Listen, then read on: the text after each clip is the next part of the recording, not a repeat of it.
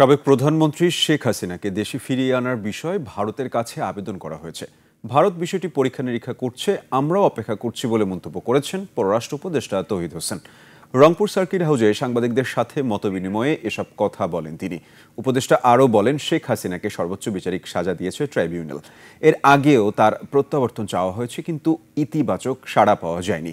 BNP chairperson Begum Khaleda জিয়াকে London নিতে আরও 2-1 দিন দেরি হতে পারে বলেও জানান পররাষ্ট্র উপদেষ্টা।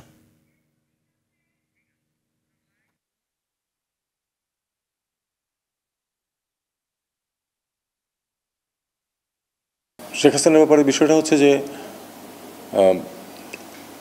আমরা তো চেয়েছি যে তাকে ফেরত পাঠানো, যেহেতু উনি একজন কনভিক্টেড,